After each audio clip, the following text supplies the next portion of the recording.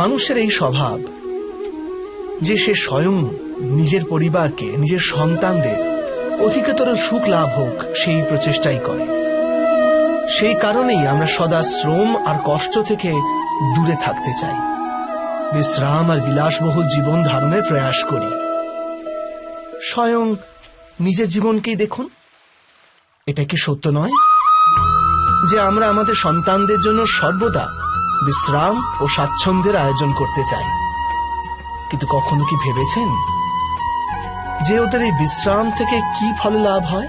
কেবল সুখ আর সুবিধা যারা লাভ করে তাদের জীবন কেমন হয়?